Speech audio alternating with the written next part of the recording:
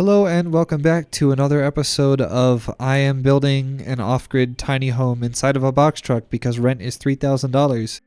In this episode, I'm going to be going over the process of installing the electrical system, the solar panels, and doing the basic installation inside of our box truck.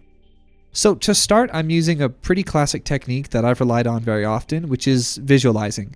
I'm using a piece of cardboard to visualize where it is I'm going to be placing the battery and inverter that we're going to be using to power this entire box truck. This is the battery station. The plan is right now that no matter what I build, I can put the couch back over. And so what I personally want to do right now is get this foundation board that I am using, and I need to get it sprayed and sealed. Then I need to drill the holes where it's going to mount into the floor. So this is going to be the first thing in the build so far where I have to mount something to the floor. And if you know the way box trucks are, usually the floor is made of wood paneling. I think this is pretty clearly plywood. I am gonna guess that it's 3/8 of an inch, just because that's been a common dimension so far. Might be a lot thicker, I don't know, but it's definitely not super thick, which means if I screw too far, I'm coming out the other side of the wood, and that is a route of ingress for water and moisture. So what I'm gonna have to do is take everything off of here, paint this whole board, drill the 4 pilot holes that will mount this to the floor, and then take it back off, put silicone into each of those holes, put it on the board, then screw it in one more time and leave it. Which is just the most obnoxious and arduous thing, but I'm gonna have to do it. And that's not even the wiring part. All I'm doing is mounting things right now. So what I've done is I've actually cut up my old computer desk, and I'm using that piece of wood to make this foundation. I've laid it down in the right place, and I've spray painted over each of the corners to indicate where I need to physically place it in case I have to move it later. At this point, what I'm doing is doing pilot holes and essentially test fitting the inverter. The inverter that we're using is a 5,000 watt inverter that also takes care of the MPPT solar charging for the solar panels that we're going to have on the roof later. A lot of this is just me considering airflow and spacing and how I want things to be accessible. We're going to be putting our little IKEA folding couch over top of this, so that way there's kind of a second bed space below the lofted bed above. And the hope is that when we fold it into the futon format, it will reveal the electronics so we can access them as we need to. You may note kind of grossly that I'm drenched in sweat in this video, and it's because there's no HVAC yet. So it is 110 or 109 degrees Fahrenheit in this vehicle while I'm working on it. Also, an important thing is because I'm working in something we're going to live in eventually and I'll have to do all kinds of work, I'm constantly cleaning any sawdust and other residue that I produce while I'm working. Alright, what I'm doing now is actually preparing the electrical outlet boxes that I'll be using to run all the circuits inside. These are shallow outlet boxes. I think they're only about 1.5 inches deep, which lets us mount it to the walls flush with everything when we are done. It's hard to build these, but once you know what you're doing, it's pretty easy. Today we are doing wiring, so I'm going to be setting up the inverter, the battery, the fuse between those two, and then the distribution box for the high voltage circuits within the van. I might take a look at the low voltage system. Previous videos of mine, you've seen I made my little off-grid e-bike charging station. I'm going to be harvesting the parts from that and putting them in the truck. So we also have a 12-volt charging system and more redundancy on top of redundancy, because we already have the items, might as well make use of them. That is the philosophy of reuse and upcycling. I'm not just going to get rid of those batteries and take them to be recycled. I can reuse them before I try to recycle them. That's the old meaning of reduce, reuse, recycle, right? It's those 3 things in order. You want to reduce your total consumption through degrowth. You want to reuse things through upcycling as much as possible. And then lastly, do recycling because it's most energy intensive. And in my case, it doesn't make sense monetarily either. Now I'm going to go ahead and set up the battery and the inverter. I'm going to try and connect the battery to the inverter for the first time. This battery is a 48 volt, 100 amp hour lithium iron phosphate battery. I think it's mostly used for powering like really big electric golf carts, but it's working great for our circumstances. What I'm doing here is I've cut the live wire from the battery and I'm installing it into a resettable fuse. So the fuse I'm using is 100 amps, and that's because the battery is rated for 100 amps draw maximum. So I'm making sure that it's protected in that direction from the battery to the inverter. Now the inverter, like I said, is 5,000 watts. So that means I can power a lot more than just a single household outlet. And my plan with that wire you can see in the front now is to use 20 amp circuits, not 15 amp household circuits, the really powerful 20 amp circuits. And part of the reason for doing that is I want to be able to power tools and even my welder off of these circuits if I can, because looking towards the future, I might use this truck at a later point as a base for like a homestead on land that I buy in the future. So I really want to future-proof these circuits. Now, you can see me fiddling around. I'm taking my time to just do one circuit and make sure it works correctly. And I'm really being careful and thoughtful. This is the circuit for our kitchen, and it's a GFCI circuit. All right, I have wired together a singular complete circuit. I have four more to do. 4? I guess if you use the definition of a circuit, I have 3 more to do. But I just have a lot more to do. But now that I have everything wired up, I would like to test it a singular time. Technically, the system isn't grounded yet because the ground comes off of this inverter box, and I haven't tapped into the frame of the car yet, but otherwise it should be fine. The box is its own little ground for the time being. So I have wires from the battery into the inverter. Then out of the AC out, my neutral is connected to neutral.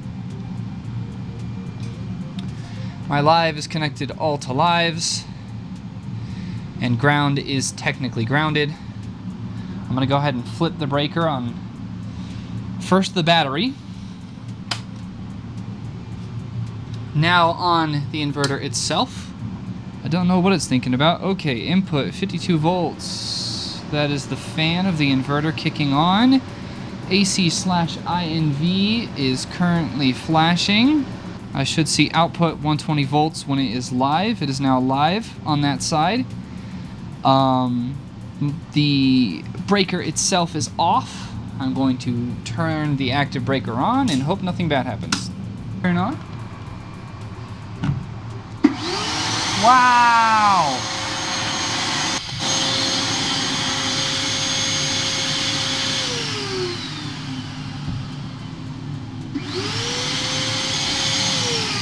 Would you look at that? We have household alternating current electricity. Oh, a real W on my part. Oh my god, I'm so tired. That was a singular circuit.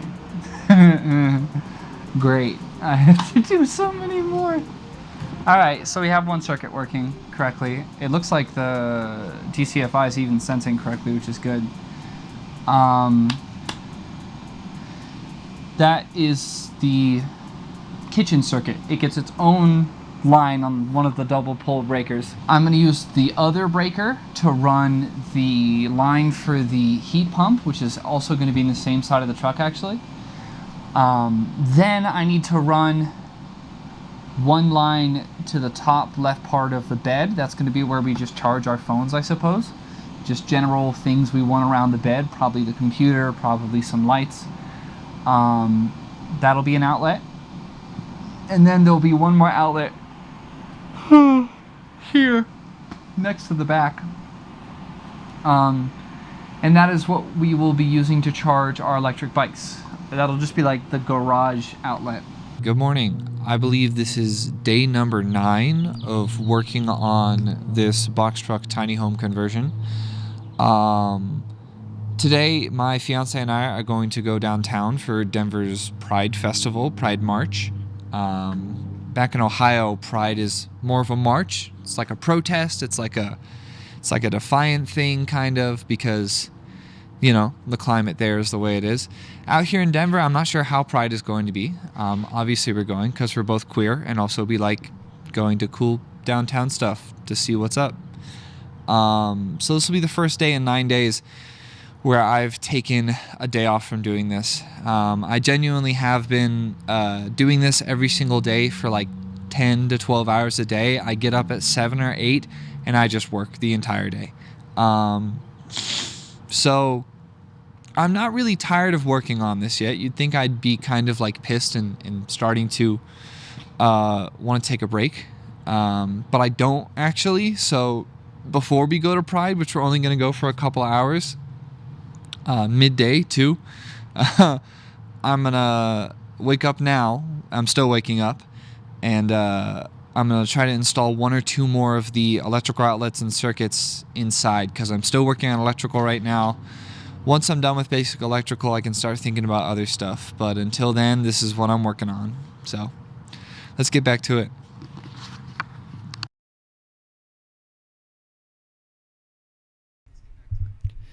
Now I have the privilege and pleasure of installing the other circuits on the other side of the truck. This is another 20 amp circuit, and this is going to contain the 2 lights that we're going to have on the inside. And my partner decided to get these really cute little lanterns. They actually remind me a lot of the Midwest, surprisingly, but they look really, really good. Alright, we believe we have just finished the basic electrical wiring for the entire box truck. Right now we have the DC 12 volt car engine, car battery light on. I'm going to turn on the inverter system. Okay, that is 120. I see a light on my GFCI. Go ahead and turn off the overhead light. So what was just on, this is the ceiling fan, so that's why there's light coming from it. I do see a light on my breaker, my GFCI breaker or whatever. The circuit we just added sends an outlet next to the bed, and then an outlet to where we're going to store the bikes. And then from that outlet it sends to a switch, and then to 2 lights. We have 2 lanterns, 1 on each side. If I flip this, hopefully they turn on. They both do. Success. Great success. I know how to wire a circuit. Now we get to the really fun part. This is the process of unboxing and beginning to install the solar panels that we're going to be putting on top of this truck to really make it off-grid. I don't remember the specific brand of these solar panels, but there are a couple of specifications about them that are pretty important and relevant. Each of these solar panels is 200 watts. I think it's like 2 feet by 3 feet in dimensions, more or less. You can see me lifting them up there. These are 24 volt panels, and the reason that we went with that voltage is because the inverter we're using actually prefers high voltage. So this will be a high voltage DC solar panel system, and in total we have 6 of these solar panels, so nominally we have 1200 watts of solar to work with. So 1200 watt hours times 8 hours of full sun a day, and we can really keep our things powered forever. Now, I know a lot of people are kind of afraid of high voltage, but high voltage DC to me is not nearly as concerning as even low voltage AC, just in my personal experience. You know, I'm not a professional, don't take any of this as advice or anything. But I'm comfortable using a high voltage DC system, especially because we've actually been left with overhead to expand in the future, which is part of the future proofing I'm trying to do. Alright, hello. I suspect that most of this video is currently in almost or complete darkness. My neighborhood has lost power completely. So we're using camera batteries and other various backup things inside of the house to allow us to have light and things. You have to forgive me for not being particularly clothed. This is incredibly timely because it was literally just 2 or 3 days ago that I finished the off-grid power system for the inside of our box truck tiny home. We were in the middle of cooking dinner and we were able to finish cooking dinner by plugging it into the system that we have inside of that box truck. So this is timely. This is a reminder of how important it is to not rely too much on these systems. Redundancy is great. Obviously that isn't really the point of the off-grid tiny home box truck, but hey, it's nice to have in situations like this. It's Colorado in the middle of summer. It's not going to be particularly cool tonight. We can run the air conditioner inside of that box truck, and we have a bed frame finished. So if we have to, we can sleep in it completely comfortably, as if the power never went out. And I find that exciting and cool, though I am worried about, how many people did they say? 2,000. 2,000 people without electricity right now in the middle of summer in Denver. It shouldn't get too hot tonight, but it's sure not great. We will maybe be in the box truck if this isn't fixed within an hour or two. Thankfully, they actually got the power back on pretty quickly, but at least our dinner wasn't interrupted. Now, as you can see, we've jumped forward in time quite a bit here. There's a lot I didn't end up actually recording because I kind of got a little hyper-focused. Once I got done with the electrical, I knew that insulation was next, and I knew I wanted to just jump right into it. So we're using a pretty classic approach. We're using the XPS foam board to do the walls and the ceiling. But there is more to it than that. You'll see later. What I'm doing here is actually dealing with the front of the vehicle. So the front of the vehicle has that awesome door that connects to the cab, but there's no insulation in that direction. And you know, the cab of most vehicles gets a lot of sunlight, so it heats up extraordinarily. What I'm doing here is building a full 10-inch thick box separating our living space from the front of the cab because there was no insulation there to begin with. What we are using in these boxes is actual traditional fiberglass insulation. We're using that insulation to do those boxes. Now, I did 2 boxes in the front, and now you can see my partner and I working on the boxes in the back because similarly, the rear door doesn't have insulation either. It actually does. It has like some styrofoam in it somewhere, but it gets so much heat and it allows for so much heat transfer that I wanted to really aggressively insulate both the front and rear parts of the vehicle. So I'm building out studs. I'm filling them with fiberglass insulation. This is 10-inch insulation. I think it has an R of 30 if I remember correctly. And we're putting it in there. This is crisp. This is mint. Okay, compared to the awful thing we did back there. Part 2 over there. Part 3. This is mint. Now we use better plywood, but most importantly, we just got comfortable doing it correctly. This is very nice, and this is R freaking 30 of insulation. Again, it's the rear doors and the doors to the engine side that are the least insulated of this entire truck. So we're going crazy on those points of ingress. And we'll just have these on the sides. We are doing full batt insulation though for the floor, but we're going to be compressing. We're going to be compressing the R30 that we have because we have plenty left. We're going to be compressing it down to 3 inches, which will reduce its, reduce its insulation from R30 to like R15. But hey, R15 on the floor is pretty good, especially because each of these is only R7.5. So I'm okay with that. Fiberglass isn't that good, but I'm realizing it's a lot more workable than this foam stuff. I don't know why this foam stuff is idolized so hard online.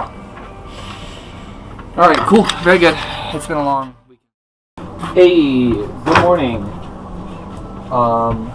As you can see, we have finished insulating the walls and the ceiling. And as you saw from the other perspective, we built in our little insulation boxes.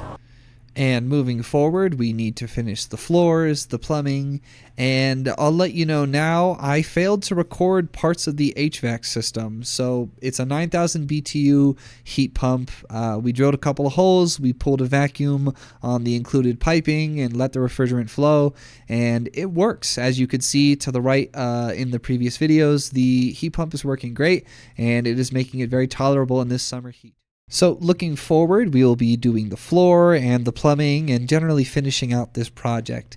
If you like this video, be sure to like it. Please get subscribed if you'd like to see more kind of DIY content. I talk about all kinds of things on this channel, from news and politics to my experiences as a teacher and also my experience as an engineer and science person. So if that's interesting to you, I'd enjoy if you would hang around. So yeah, have a good day.